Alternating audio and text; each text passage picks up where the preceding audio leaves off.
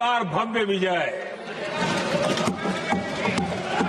और हरियाणा में के इतिहास में तीसरी बार विजय, ये अपने आप में ऐतिहासिक घटना है।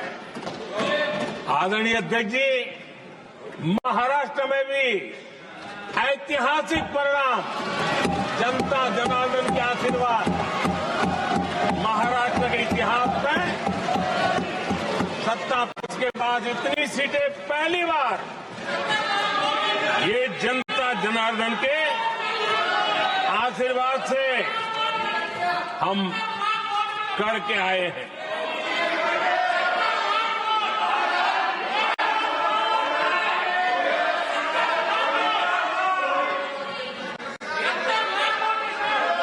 कुछ समझते हैं आदरणीय चीजों को? अध्यक्ष जी, कल जवाब दिया था ना आपको। चलिए। आदरणीय राष्ट्रपति जी ने अपने अभिभाषण में हमारे संविधान के 75 वर्ष होने पर भी विस्तार से चर्चा की है। आदरणीय अध्यक्ष जी, संविधान में जो धाराएं हैं उसके साथ साथ संविधान का एक स्पिरिट भी है और संविधान को मजबूती देने के लिए संविधान की भावना को जीना पड़ता है। और मैं आज उदाहरणों के साथ बताना चाहता हूं, हम वो लोग हैं जो संविधान को जीते हैं।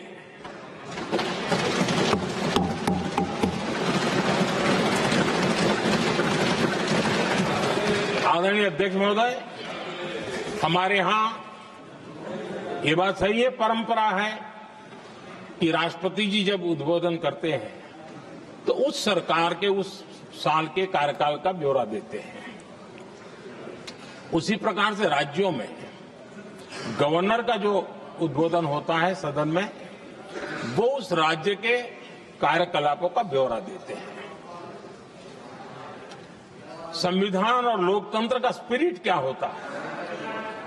जब गुजरात के 50 वर्ष हुए, गोल्डन जुबली ईयर मना रहे थे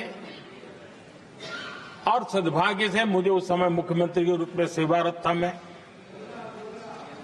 तो हमने एक महत्वपूर्ण निर्णय किया।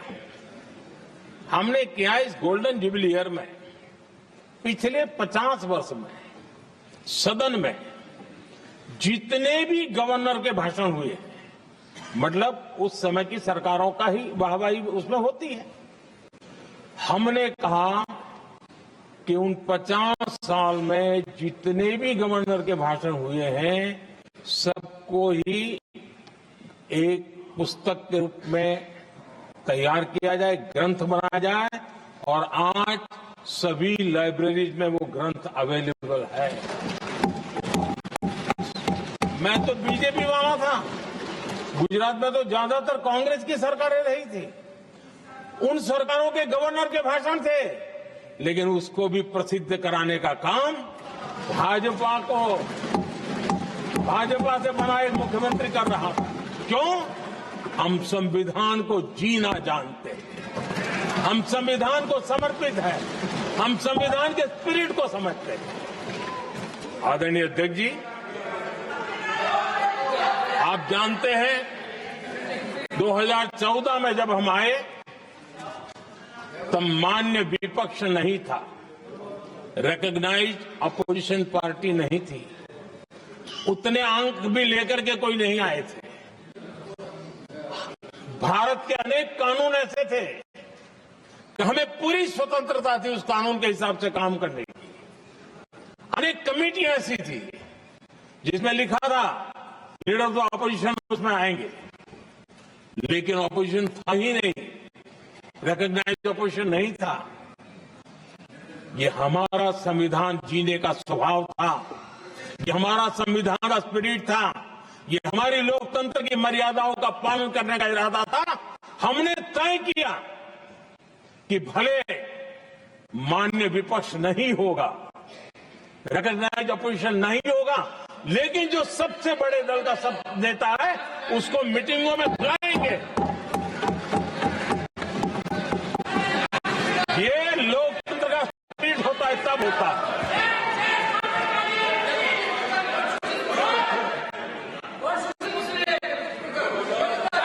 चुनाव आयोग की कमेटियां, आदरणीय अध्यक्ष जी, पहले तो प्रधानमंत्री फाइल करके निकालते थे कि हम हैं जिसने अपोजिशन के लीडर को भी उस कमेटी में बिठाया है।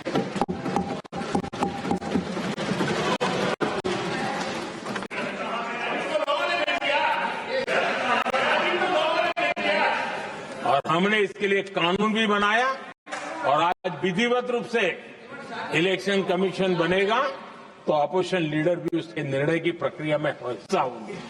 ये काम हम करते हैं और ये मैंने पहले ही कहा, हम इसलिए करते हैं कि हम संविधान को जीते हैं। आदरणीय अध्यक्ष जी, दिल्ली में आपको कई स्थान ऐसे मिलेंगे जहां कुछ परिवारों ने अपने म्यूजियम बना करके रखे हुए हैं।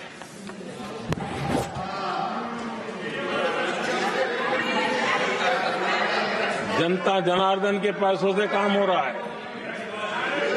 लोकतंत्र का स्पिरिट क्या होता है, संविधान को जीना किसको कहते हैं, हमने पीएम म्यूजियम बनाया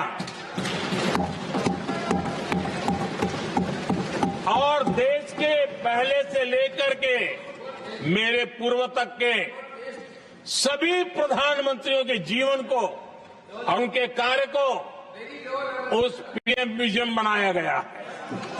और मैं तो चाहूंगा कि पीएम म्यूजियम में जो जो महापुरुष हैं उनके परिवारजनों ने समय निकाल करके उस म्यूजियम को देखना चाहिए और उसमें कुछ जोड़ने के लगता है तो सरकार का ध्यान आकर्षित करना चाहिए ताकि वो म्यूजियम समृद्ध हो और देश के बालकों को प्रेरणा।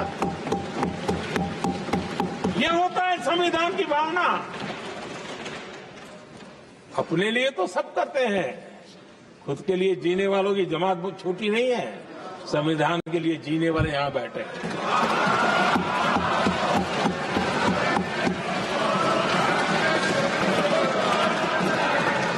आदरणीय अध्यक्ष जी,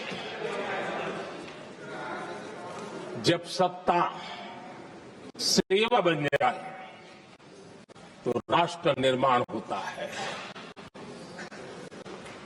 जब सत्ता को विरासत बना दिया जाए तब लोकतंत्र खत्म हो जाता है।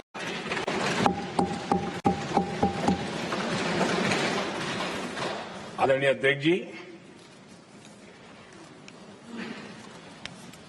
हम संविधान की भावना को लेकर के चलते हैं, हम जहर की राजनीति नहीं करते हैं।